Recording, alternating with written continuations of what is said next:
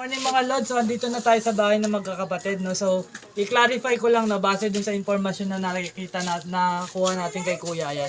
So, bali kayo ay, ano kayo Kuya? Ano? Asawa niya. Asawa niya ate na kapatid nila. No, so, yung nanay lang pala yung namatay, pero yung tatay buhay pa. So, construction worker. Ilan taon na si tatay?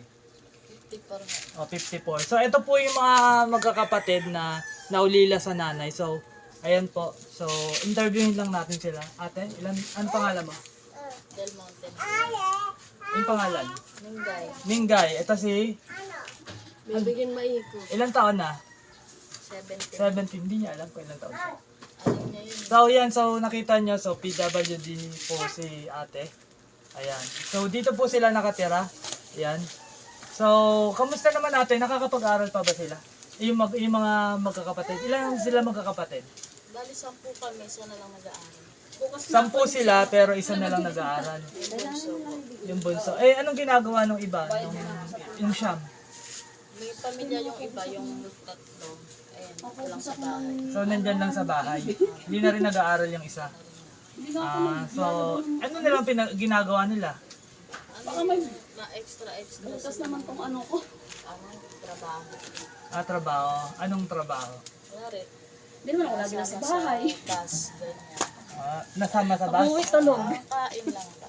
Okay. Liligo lang, So, magpapasok. ayan no, Lods, kita nyo naman yung buhay nila dito, no? Talagang mahirap. So, kailangan talaga nila ng tulong, no? So, nagkakasya ba yung bigay ni tatay? Eh, 54 na yun. Araw-araw ba nakakapagtrabaho si tatay?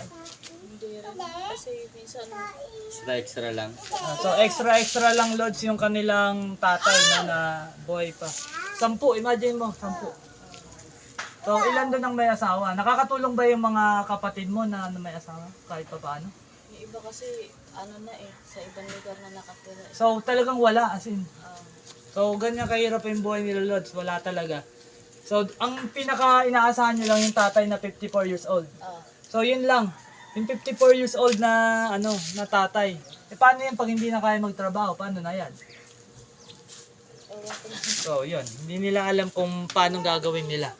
Ayan, so Lods, bibigyan natin sila ng tulong, no? So, yung mga kapatid mo kasi, Ikaw naman, Rice. nakikita ko doon na yung maliliit nangangalakal. So, parang sila yung nakikita ko rin nanghihingi ng pera doon sa banda doon. Ano po yata yun? Pinsan ko ho. Mga hindi rin nag-aaral yung mga yun. Nag-aaral kaso, ewan ko, doon yung banda nakatira eh. Tsahin ko rin. So, ayan Lods, no? So, ayan, sa lahat na mga gustong magpaabot ng tulong, ayan, so nakita nyo sila talaga yung mga talagang kailangan ng tulong. No? So, ayan, ipapaabot na natin. Sana makatulong. Kayo ba'y nag-almusal na? Hindi pa daw. So, hindi, yan, tama-tama Lods, hindi pa sila nag-almusal. Oh. So, meron tayong bigas dito. Ayun pe. Ayan, so sa mga gusto magpaabot kay ate, yan o, PAW. Ano ba kailangan ni ate? Ayun lang naman yung mga pangangailangan niya. So, yun. So, sa mga gusto magpaabot ng tulong, ayan, Lods, kita nyo yung buhay nila rito.